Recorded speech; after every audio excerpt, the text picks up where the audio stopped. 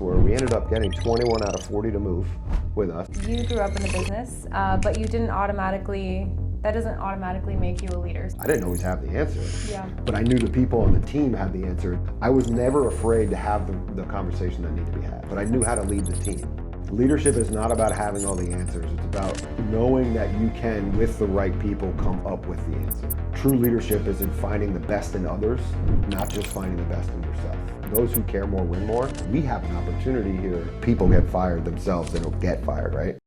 Today on ASAP Unfiltered, I'm sitting down with Stefan Joens, president of Elnik Systems. Stefan leads a manufacturing company that builds highly specialized equipment across industries like aerospace, medical, and defense. But more than that, he's someone who's grown up in the business and had to earn his seat as a leader. This conversation is going to be more about leadership and what that actually looks like, the pressure, the responsibility, and what it takes to lead people at a high level. So we met through Arte Syndicate. So I think that we have a lot of the same kind of value systems and stuff like that. We've become friends over the years, and I think that what makes you a good leader, just from the outside looking in, is your ability to connect and communicate with people. Yeah, So I'm appreciate excited that. to talk about that. So I thank you appreciate for that. coming in. Yeah, same. Can you just give us a quick elevator pitch on Elnik and kind of everything you guys do? Because I'm sure I didn't cover even half of it. Yeah, it is a very little niche industry we're in. So Elnik is an equipment maker, which we make furnaces for an industry which basically shapes metal via molding or 3D printing. And that metal starts in a powder form. It's held together in with a wax or plastic material. And then once it's in its final shape, you have to put it into a furnace to get the wax out and then fuse the metal together. So we are equipment makers in that field. My dad started the business 57 years ago. It wasn't always metal injection molding or debind and sintering. It started out as, other forms of electronic building and equipment building, and then it morphed into this world over the last 31 years. It's pretty cool. He's always been a believer in if you're going to do anything, make it the absolute best you can possibly make it, right? So the good, better, best philosophy of making things and having product. And yeah, I kind of came in and out of the business as a kid and watched him build this thing up and have taken it over, a while ago. And we'll probably unpack that a little bit later. But yeah, so we're an equipment maker where I have a few different businesses that I run too. One is not just that we make equipment, but we have a business that actually serves the industry from a process perspective, right? It's one thing to buy any piece of equipment and ensure that it's working. It's another one of how to actually use it to make sure that your stuff is coming out the way that you need to. So that's a separate business called DSH Technologies. We have a German branch of our company that does a bunch of work supporting the market over there. And then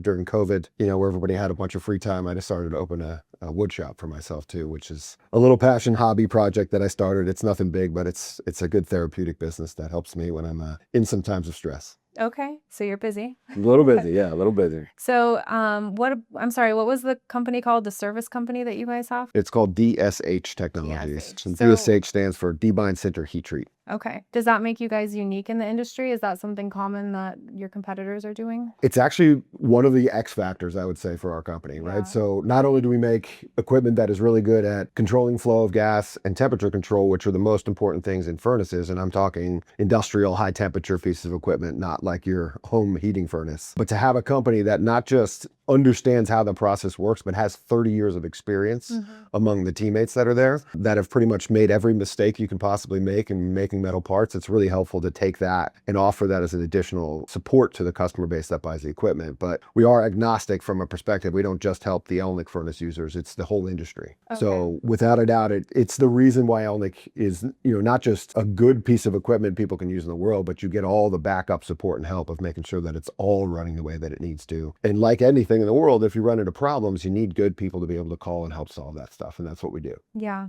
Okay, that's awesome. So let's talk about, you grew up in the business. That doesn't automatically make you a leader. So can you talk about how you stepped into that role? Yeah, that's a long conversation. I'll try to unpack it a little bit. So it all started actually, as a kid, everybody, once you turn 14, 15, 16, depending on the state you live in, you want to try and earn a little bit of income, right? Have some pocket change and so forth to buy, video games, cards, whatever you want to do. As a young kid, my dad actually told me, and he told my other three sisters the same thing. He will put and match whatever you put on the table towards a car, he'll match it. Okay. I've heard Dave Um, Ramsey say that all before. three of my sisters didn't really do much towards that. They might have saved a couple $1,000 or something like that at most, where I ended up saving like $8,000 by working over the summer and any free time I had at the company. I ended up buying myself a Mustang as my first car, which I was so Nice. excited about, Yeah. right? It was so cool. But what that did is that gave me the understanding of a little bit of how this business worked. So naturally, as a 14-year-old, they don't want you to, well, my dad didn't want me to get injured at the end of the day, right? So I was allowed to do some machining work and so forth, but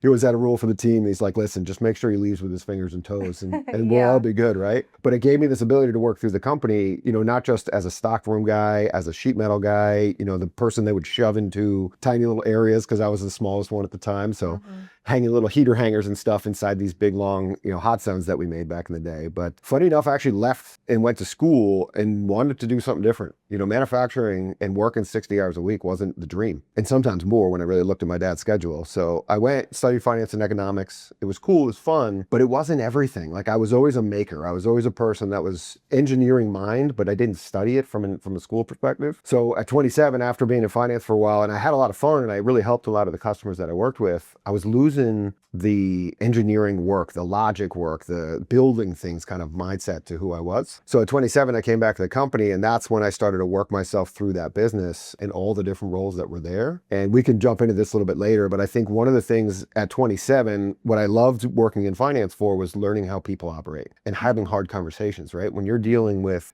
people when it comes to estate planning or life insurance or retirement planning or what do you want to do for your kids, you really have to find a way to get them to think differently and get the most out of themselves with something that means a lot, the money that they bring in every day, right? So that gave me the window into having hard conversations with people. So as I moved myself through management roles and leadership roles at Elnik, I was never afraid to have the conversation that needed to be had. I was also never afraid to bring people together and talk about things that I also didn't know, right? A lot of things as I moved through the company, I didn't always have the answer, Yeah. but I knew the people on the team had the answer. It just took somebody to come and be the quarterback for the conversation. Yeah, I think that gave you the skills that you needed. Like I was also grew up in a family business, but I didn't want anything to do with it. I went to school for finance, to kind of did the same thing, but in that world, I feel like you can't use your creative ability. Like you're like a creator, right? Yeah. You can't really use that in finance as much as you can now. But it In a sounds like different way, you took right? those skills and made it the best of it. Yeah, finance is a different way. I mean, you have, obviously there's guidelines you have to follow and so forth, and not saying you want to play outside that, but being strategic with tax planning and so forth was things I enjoyed, but I really just like making things. I like taking raw product and making something out of it, whether it's, bar stock material, sheet metal, whatever it is, and seeing something come together was just really a joy of mine. So my joy was really helping people find a way to get the best out of what they have for themselves. I could tune that into almost any business, but why not go back to a family business where you can continue a legacy and keep that moving forward? And it was exciting. And honest to God, what I did in leadership as I moved through the company into many different roles, like I was our field service manager. I did not know how to troubleshoot the equipment, but I knew how to lead the team. Yeah. Our operations teammate and manager of the shop in 2009 ended up moving on to a different organization. We didn't have somebody to run the shop. I've never learned operations and planning and so forth, or have welding skills. And, I have some machining skills from the work I did, as a kid growing up, but nowhere near where the experts had, right? So every time there was an opening within the business to take on a new role, I might not have been the best technical candidate from a skill set perspective, but I knew people and I always said yes without knowing whether or not I actually knew everything I needed to do, because I believed in myself and I believed in I can work with the people that are around me to get the best out of everyone so that we as a team move forward. And that philosophy of just saying yes, kind of like jumping off, the ledge before you've actually used your wings perspective, that's paid huge dividends for me.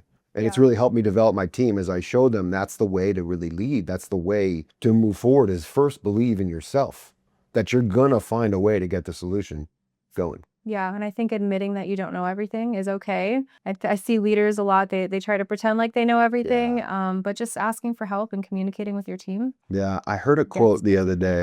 I might butcher this. Leadership is not about having all the answers. It's about knowing that you can, with the right people, come up with the answers. Something to that tune, right? It's not walking in a room being like, I got every answer, I don't need you guys here, because then what do you have a team for, right? You build a team to help solve the problems that one individual can't solve. Right. So being a family business, did you ever feel a certain pressure to prove yourself?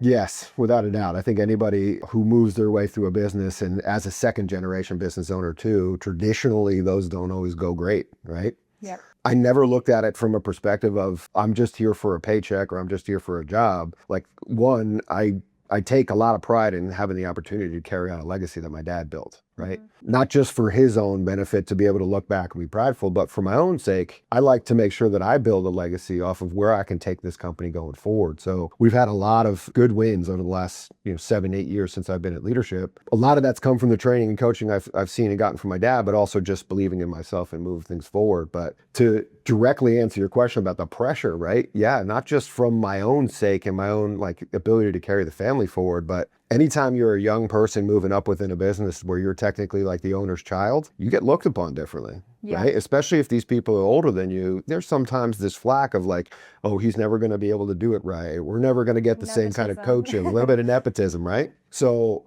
what I did in that same realm, like I was unpacking a little bit earlier, what I always would try to do whenever there was ever a doubt is I would try to put myself in a position of I want to get a team of people together to go solve a problem. And I need people to see that I can help quarterback it. I'm not going to run every single play. I just need to get the ball to where it needs to land, right? I can do that, but it's the team that delivers on the result. And I've given them a lot of freedom to do that stuff. And I think one of the tricks I used early on, especially when I worked through some of like the operations side of the business where I didn't always know what to do, is I would get a group of people together, traditionally an odd number, 3 or 5 people, and then me, and I would let them make their proposal for how to solve the problem first, so that if there was a majority of decision there, which usually there is in an odd number, and I had no clue, I could either choose to go with the majority, or if there was a compelling argument on the other side, I could go that way too. So I learned sometimes just by putting the team together and let them be the decision maker for the situation. That was a huge win. And that gave the team the ability to trust in me that knows he doesn't have the answer, nor does he come off like he will have the answer, but he comes off like a guy that's trying to help bring people together to solve things. Yeah. And that was a huge win to help me, gain the trust of the team. And then on the backside to it, especially when I ran the shop, I worked my ass off. I did everything. Everybody saw me just moving and shaking around that shop at every given time. What do you need? Who are you working with today? What are your safety requirements? What do we need to do? And I would just follow that protocol every day. And through just practice, people were like, dude, this guy works hard. Yeah, that built you respect. Yeah, nobody's going to work harder than this guy. So that helps build respect. Yeah, okay. So what is something that you believed in leadership early on that you found out was not true later? Ooh, that's a great question.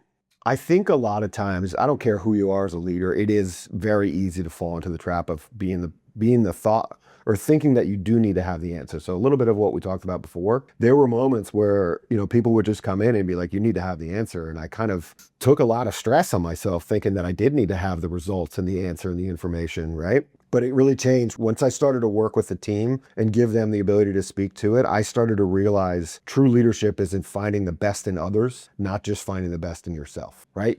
In order to be the best leader, you have to be the best version of yourself. And you have to understand also, not every day is the day you're going to want to walk through your front door and actually put in 100% effort. But when you unpack it to, hey, I have 10, 15, 1, 2, or maybe even 100 people that rely on my ability to show up every day. And I know you pack a lot of this into the way you operate. I see that a lot about how you work, and I'm very impressed and proud of you for that belief and that behavior, because it's the truth of being a leader is be the best version of yourself, take care of who you are first at the end of the day, but do everything you can to make sure the people that are on your team are growing, whether it's professionally or personally, to become a better version of themselves. Mm-hmm.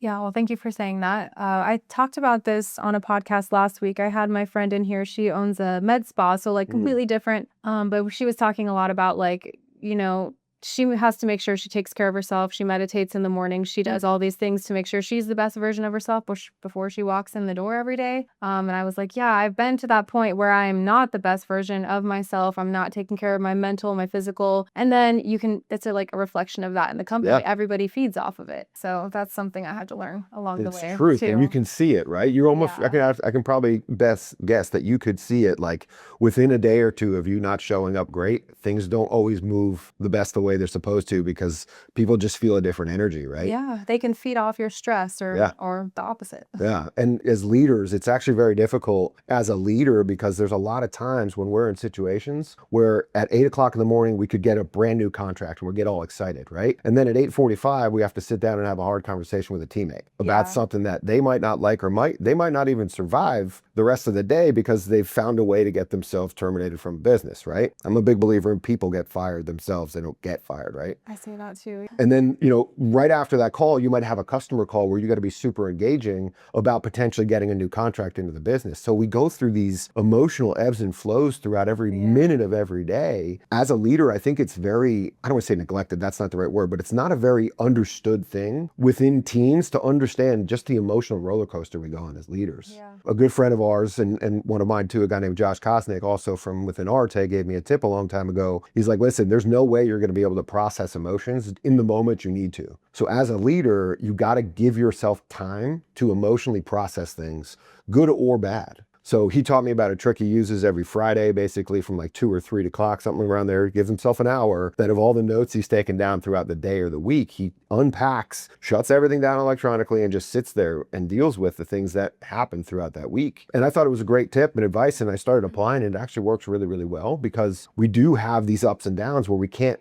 go through it right away, but we need to be on, right? That light switch needs to be moved instantaneously from one moment to the other. But what it's actually allowed me to do, and this is, he didn't really clearly articulate it, but I've learned it through the process, is what it allows me to do is not everybody runs businesses where you're operational on the weekend. And on the weekend is traditionally where you spend most of the time with your friends and loved ones. By processing through as much as I can within an hour, I bring less to the weekend. I bring less to my family that I care and I love about, so that I give the best version of myself to them. And that's where I think the real secret of it is as leaders, it's very hard to turn the light switch on and off, but you have to. This is a really great way to do that and allow yourself to be the best version of yourself for your family that you love and you want to be around for them all the time. Yeah, I remember you telling me this at the last event, probably like a year and a half ago. And I think I tried it for like a week or two, but I did not stay consistent with it. But I should go back to that. Consistency is important on it, yeah. And I try to like not make big decisions like when I'm in an emotional state, because that's what I've learned too. I'm like, I should not be so quick to like want to fire somebody because I was at a high emotional state. So I think stuff like that I can unpack during my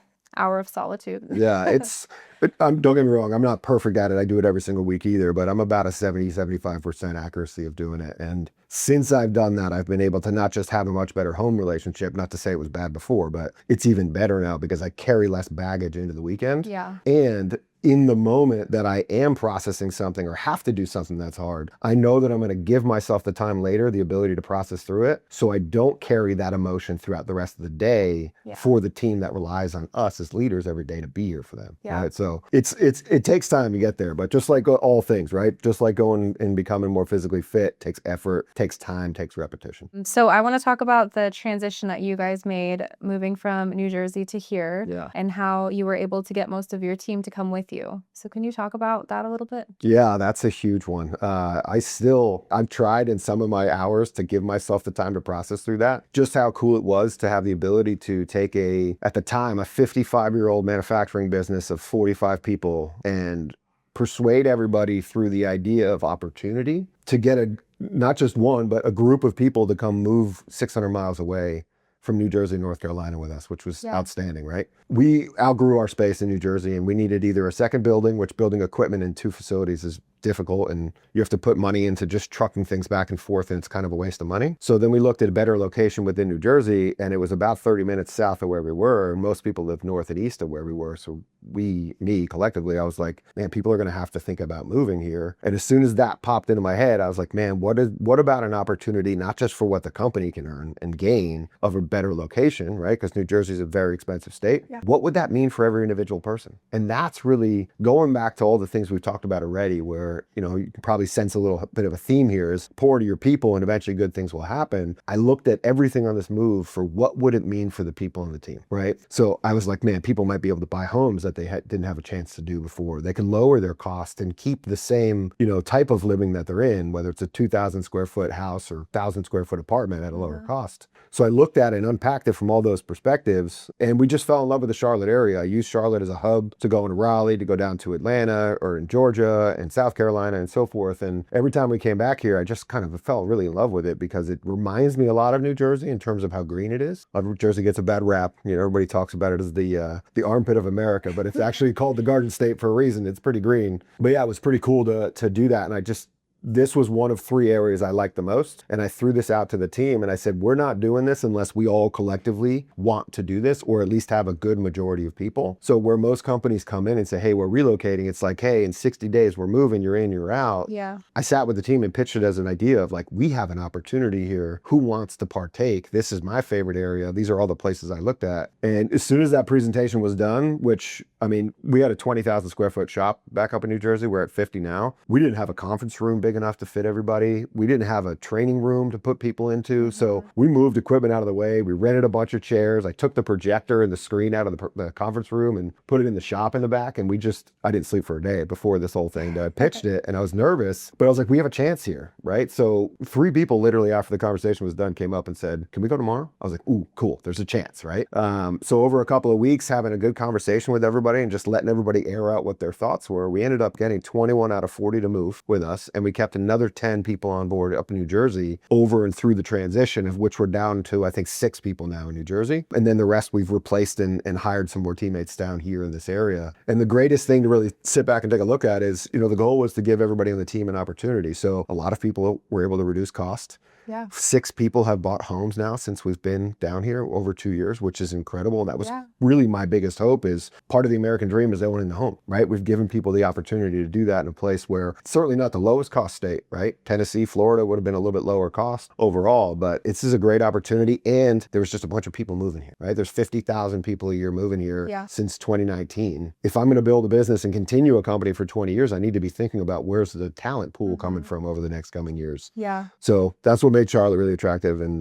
we're all super excited to be here. Yeah, well, that's really exciting. I'm thinking through, like, because we moved across the country, but I didn't bring any team members with me. We kind of like started fresh, but I'm thinking like, how would my team have reacted if I'm like, let's go all move to Charlotte? Yeah. So they must have really believed in the vision. So when things are like uncomfortable or risky, kind of like this probably felt, how do you paint that vision for them? I think through all things that are challenging, and even in this moment, as a leader, you need to be honest, right? So be honest about what will be hard, but give everybody an opportunity to see what potential is there. What opportunity is there for not just the business, but for yourself at the end of the day. So a lot of what we were talking about was cost of living reduction, opportunity to buy homes, you know, opportunity for all kinds of different things about the relocation to it. So like, especially when I'm sitting there in today's world and I have a conversation with a team about something we have to work on right now that's super challenging, it's not just being honest about the problem, it's talking about what it is that it means, right? And I think if you go back to when you were a kid, and even now as a mom, right, with your kids, and I know you guys do such a great job with the 2 of them, you can't just tell them that they did something wrong, or you can't just tell them that something good's gonna happen. You have to be honest and open and give people, especially, you know, once people get out of becoming a child, they have a little bit more process capability. If you give people the opportunity to choose based on all the clear information, who can look at you and how can you not put your head down on the end of in your pillow at the end of the day and say you didn't give it everything you had? So a lot of that is where we were. So, you know, within a couple of weeks after we made this pitch about the idea of moving, some of the teammates had spouses that have been relocated before, or their companies did it and they decided not to go. And they were all like, you're doing this way different than anybody's ever pitched.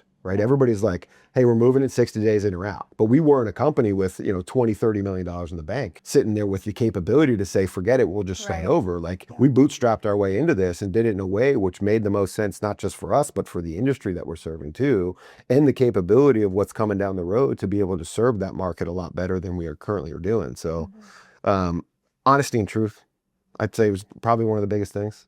And if you're not doing that and you're hiding information from people, like all things in life, right? If you lie or don't tell information, which is kind of like a form of lying, Truth it's hard comes to, out eventually. it's very hard to keep it, you know, keep it sane and keep it logic, right? Your truth's going to come out some way, fashion, or form. Yeah. So I'm still very honored that people decided to relocate and find a new home with us down here. But I mean, look at the trend. There's 8,000 to 10,000 people a year moving out of New Jersey, New York area, you know, down to the Charlotte area itself, let alone the rest of the country. So. Yeah, I feel like most of the people I meet here are from New York or Jersey. Yeah, we're hopefully one of these days we can bring some of the good water down and we can get some better pizza and bagels, but we're working on it. The food here kind of sucks, doesn't it? It's getting better. It's getting better. It's taking time, right? I remember I had some friends that looked at this area 5, 6 years ago and they were like, dude, I don't know if you should relocate down there. You're just going to get fat. I'm like, dude, slow down, right? It's everything about food is a personal decision at the end of the day, how you want to eat it, right? But I've seen a lot of really cool restaurants pop up in the last couple of years of being down here that,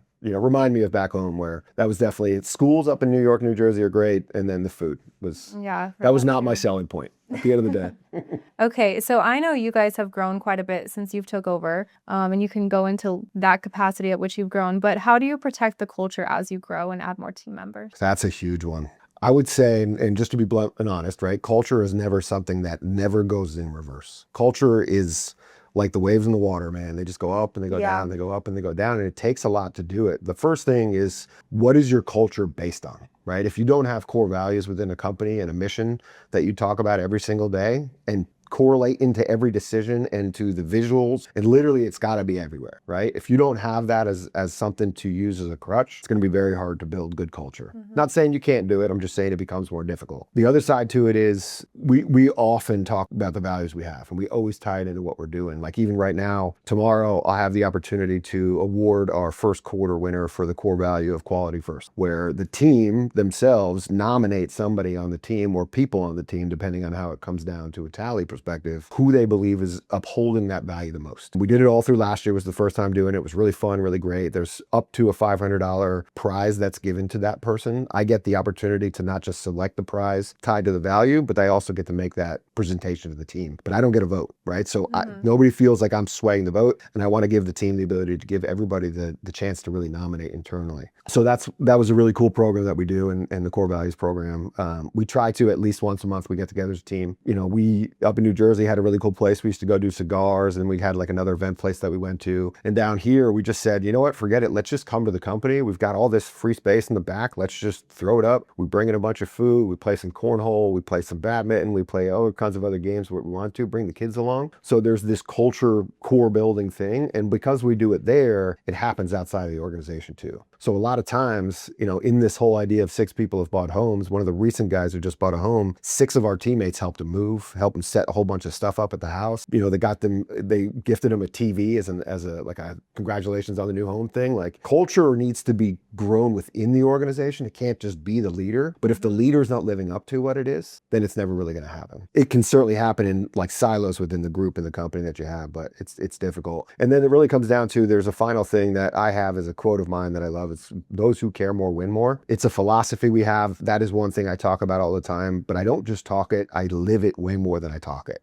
So behind the scenes, I do a lot of things to help teammates out. Whether they're homesick, I send them some soup. Whether it's, they got a problem that they got to deal with and so forth, or something's going on throughout the weekend, or they're in a legal challenge that they need some advice and thoughts on. I spend time on the back end doing a lot of that stuff individually with people that not everybody sees. I don't know if they all talk about it, nor do I need them to, right? It's just purely that they know that I'm there for them and I'm on their team. See, that's what I'm talking about. You're so nice. I love the monthly get-togethers. We try to do that consistently, but if we fall off for whatever reason, because we travel a lot, I can sense that. Like I'm like, oh, we gotta get the team together and do some team building, because I think that monthly or like reoccurring team events are so important to culture. It's huge.